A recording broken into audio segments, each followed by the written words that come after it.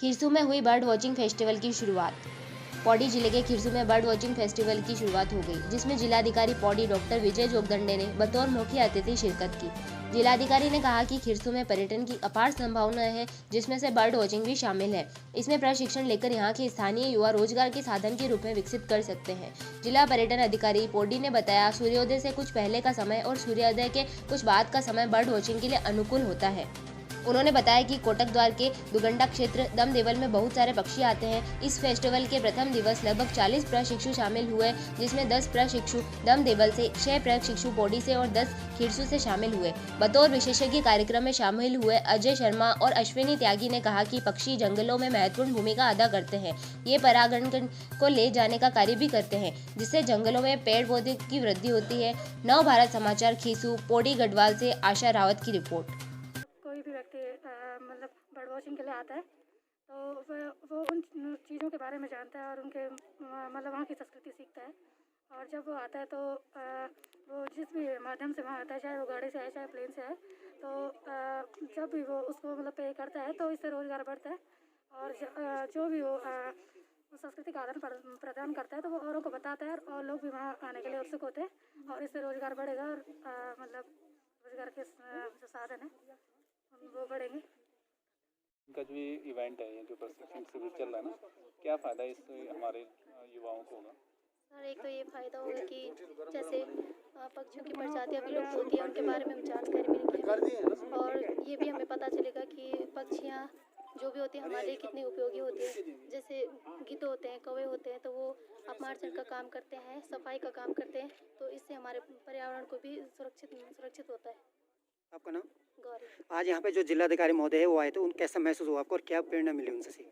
Sir, अच्छा महसूस हुआ और ये प्रेरणा मिली कि जैसे हम कोई भी रोज़गार करना चाहे तो उत्तराखंड सरकार या फिर जो भी है तो हमारे साथ है और हमें इसके लिए आगे बढ़ना चाहिए। अधिकारी यहाँ पे, और आज ये बर्ड वॉचिंग का जो 5 दिवसीय प्रशिक्षण है, तो किस तरह से इसको जो युवा हैं और रोजगार के रूप में बदल सकते हैं? देखिए, बर्ड वॉचिंग का अब एक बहुत अच्छा ट्रेंड चल गया है पूरी दुनिया में, हिंदुस्तानी नहीं। और यहाँ पर खिरसू आपने देखा, ये बहुत जंगल वाला एरिया है और ये टाइम इसलिए भी चूज़ किया क्योंकि ये सूटेबल है जब माइग्रेटरी जो हमारी जो बर्ड्स हैं वो प्लेन से वो ऊपर की तरफ बढ़ रही हैं अभी, और यहाँ आने में उनकी तादाद ज़्यादा बढ़े, अलग अलग स्पीसीज़ की बर्ड्स दिखाई देंगी आपको। दूसरा, इसमें मैंने एक एग्जांपल दिया था अभी बच्चों को कि चोपता तुंगनाथ में 30 साल पहले जब गया था, वहाँ कोई नहीं जाता था।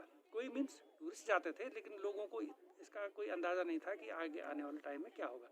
आज की तारीख में वहाँ पर बर्ड वॉचर जो लड़के हैं लोकल, वो उनको व्यवसाय मिल गया है और उन लोगों ने बहुत सारी चीज़ों को ईजाद कर दिया है। जैसा होम स्टे का है, छोटे छोटे गेस्ट हाउस हैं, टेंट कॉलोनीज हैं, जितना वो अफोर्ड कर सकते हैं इनिशियल स्टेज पे। आज आप वेबसाइट चेक करेंगे, चोपता का नाम देखेंगे, बर्ड वॉचिंग देखेंगे तो चोपता का नाम आ जाएगा, या आपका क्या कॉर्बेट नेशनल पार्क आ गएगा, या फिर अन्य जगह जो नंदा देवी सेंचुरी में भी बर्ड वॉचर है और वहाँ भी आ जाएगा। अलग अलग जगह, जैसे अभी हमने एक राजा जी टाइगर में भी ट्रेनिंग कराई थी, 2 ट्रेनिंग कराई थी बर्ड वॉचिंग की, क्योंकि वहाँ पर उसकी पोटेंशियल है।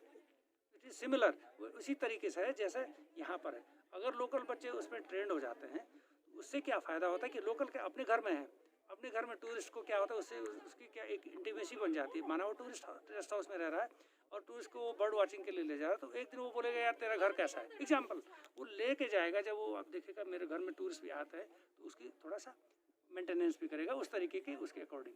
तो धीरे धीरे क्या उसको भी लगेगा कि मुझे भी पैसा मिलेगा। तो ये एक छोटे छोटे स्टेप है, लेकिन ये बहुत बेनिफिशियल है। 5 दिवसीय जो इवेंट है यहाँ पे, और किस तरह से ये रोजगार जो स्थानीय युवा हैं उनके रोजगार में मददगार साबित होगा?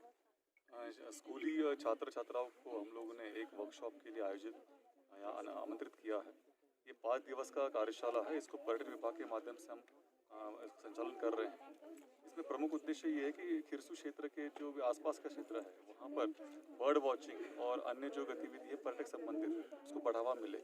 हम ये भी प्रयास कर रहे हैं कि बर्ड वॉचिंग का जो साइंटिफिक तरीका होता है वो भी बच्चों को उसकी जानकारी प्राप्त हो, ताकि भविष्य में अगर इस दिशा में कोई गतिविधि करना चाहता है स्वरोजगार की, तो वो बिल्कुल तकनीकी रूप से सीख कर उसको अपना कार्रवाई करना चाहिए।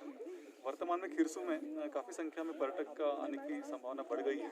खास तौर पे जैसे ही देहरादून में या अन्य जो आसपास के क्षेत्र में जब अधिक संख्या में पर्यटक आते हैं तो उनको नवीन क्षेत्र देखने की उनमें जिज्ञासा होती है और तभी वो रिखनी खाल, लैंसडाउन, हमारा स्वर्गाश्रम क्षेत्र में आते हैं और खिरसू भी उसका एक बहुत महत्वपूर्ण अंग है।